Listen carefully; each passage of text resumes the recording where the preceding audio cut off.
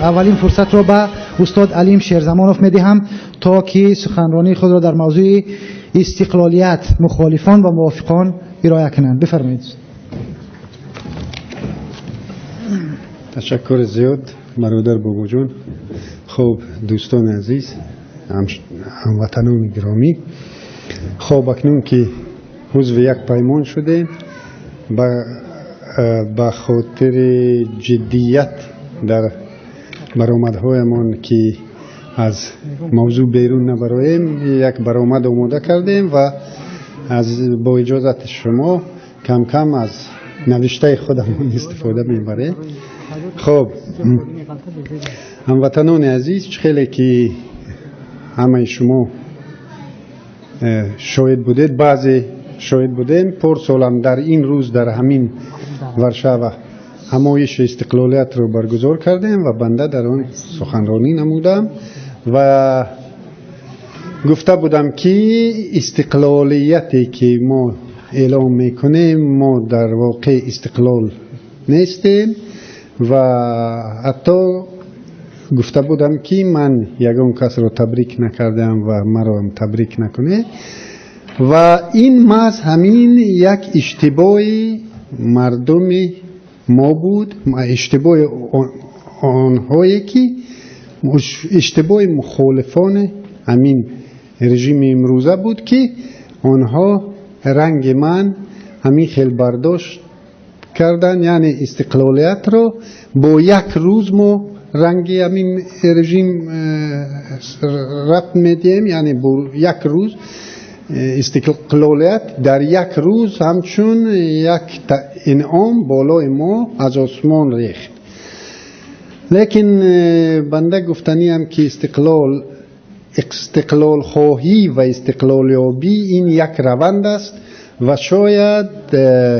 نسل های رو چند نسل رو در بر گیرد و میخواستم بعضی از تاریخ استقلالیت تأسیس یابی جمهوری تاجیکستان رو برای شما البته اکثر با خبرید، یعنی به خاطرتان بیارم. یکم چقدر که در خاطر داریم اون حدودی که امروز تاجیکستان نام دارد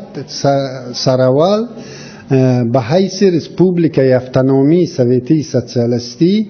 در هیئت رسپوبلیکای سوویتی سوسیالیستی ازبکستان در سال 1924 تأسیس شد و به تدریج تا سال 1929 با وارد شدن یک واحد مختار دیگر به هیئت خود، یعنی ولایت مختار کوهستان بدخشان به هیئت این جمهوری، آن به جمهوری یعنی با رسپوبلیکای سوویتی سوسیالیستی تاجیکستان مبدل شد و ابتدای استقلال خواهی تاجیکان از همان روز شروع شد، چون که در همان وقت و ساعت هم تاجیکان بودن که برای دولت دور شدن تاجیکان مبارزه می بودن و متاسفانه تاجیکان بودن که ارزش دولت دور بودن رو با تاجیکان قائل نمی شدن. خود تاجیکان اگر همون وقتها وحدت واقعی ملی می بود شاید امروز مرزهای آسیای مرکزی دیگر خیلتر می بودن، لیکن بنده ادعای مرزی با یگان همسایه کشور رو نمی کنم، لیکن از وحدت و مهمیت وحدت باید بگویم که این روز هم در همان روزها قرار داریم که وحدت ملی، اگر وحدت واقعی ملی رو به دست نیاریم امروز هم استقلالیت دولتی تاجیکستان تحت سوال است. تمامیت ارضی و دیگر ارزش های عمومی ملی که ما داریم با چنین روندی که ما رفته ایستادیم تحت خطر جدی قرار دارد. حرکت ملی آزادی خواهی نوین خلق تاجیک از سال 1985 با اعلان بازسازی شروع شد. در این دور اصلاحات خواهان تاجیک در انتخابات نسبتاً آزاد، اولین انتخابات نسبتاً آزاد شوروی شرکت کردند و توانستند از جمله نامزد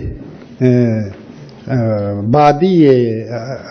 همین اصلاحات خواهان تاجیک به مقام پرزیدنت جمهوری تاجیکستان دولت خدانظر بر مقابل نامزد حزب کمونیست پیروز شد. در جمهوری هم با پارلمان جمهوری هم که بعضی زیایانی در مقابل نامزدهای حزب حاکم کمونیست انتخاب به پارلمان تاجیک شده بودند. یعنی این علکه ابتدای استقلال خواهی تاجیکان از اینجا شروع شد.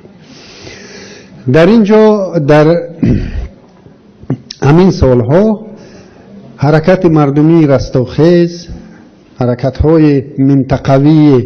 لعل بدخشان، زرافشان و دیگر حرکت های مردمی از خود درک دادند. حزب دموکراتی تاجیکستان تأسیس شد، حزب نهضت اسلامی تاجیکستان و حزب نهضت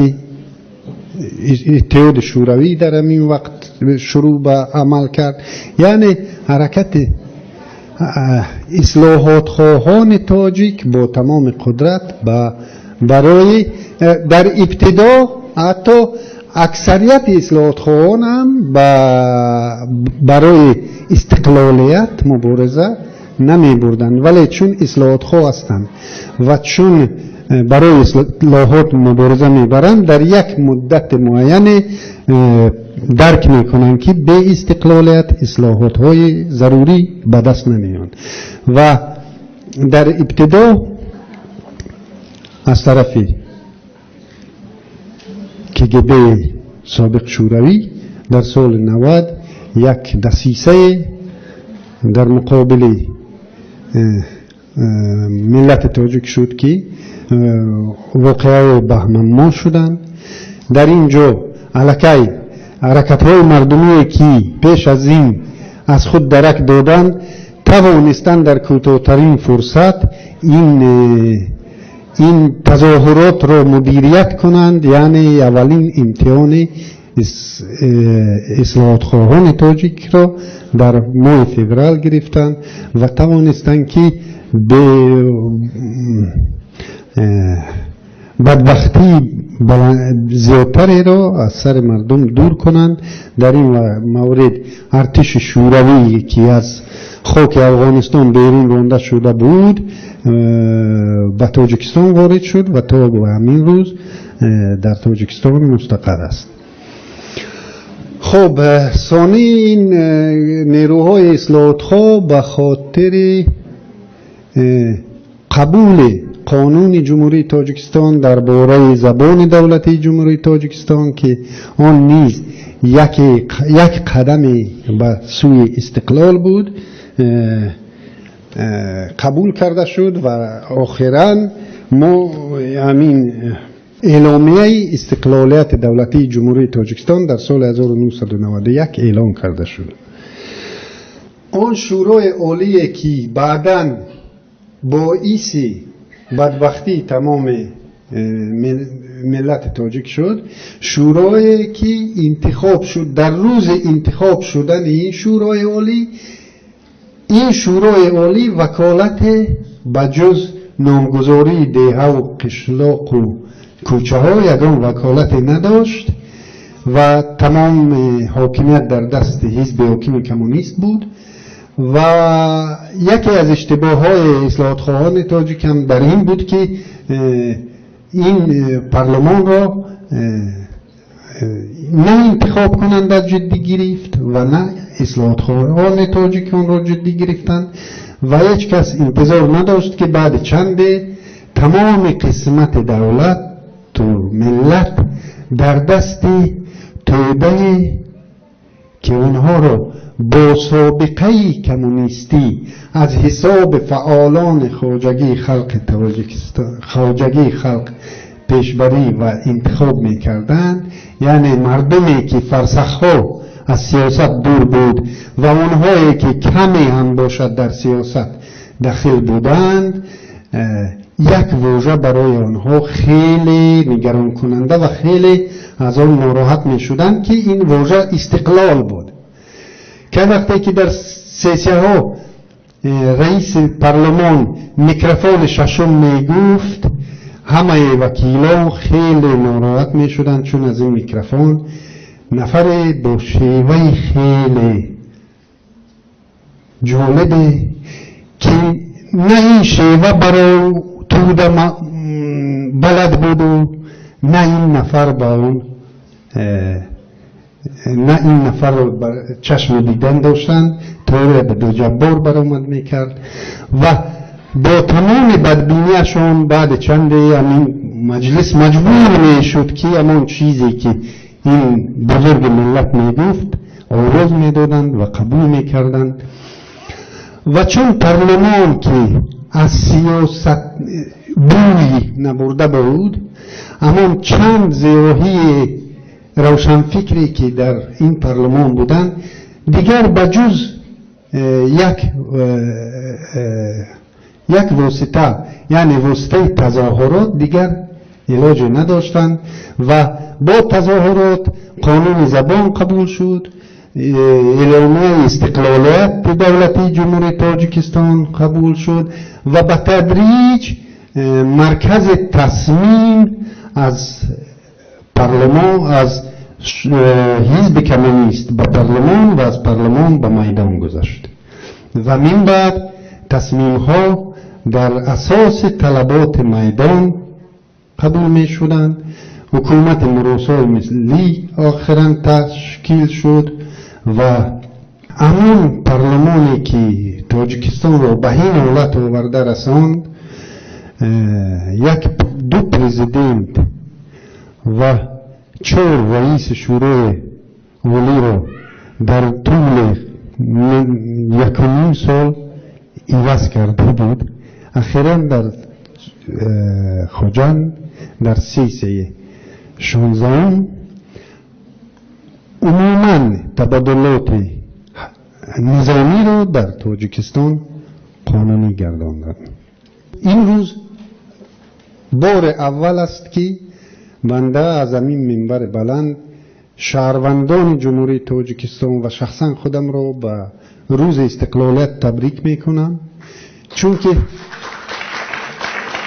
چون که ما نباید اجازت دهیم که این مقدساتی که به آن توده‌ای که با سلاح بر ضد این استقلالیت رزمیدند به آن توده در ربط گیرد، چون این استقلالیت اصلا به آن ربط نداشت و او حق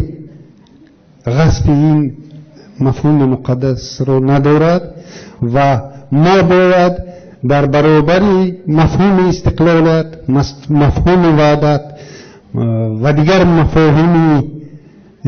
ملی تاجیکستان در کوتاه‌ترین فرصت همه این رو باز پس گرفته به خلق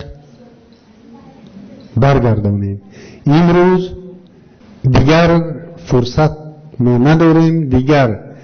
جنایت است اجازت دادن که همین وطن فروشی ادامه یابد. برای همین بار دیگر دوستان عزیز، شهروندان جمهوری تاجیکستان چی در اینجا شرکت میکنند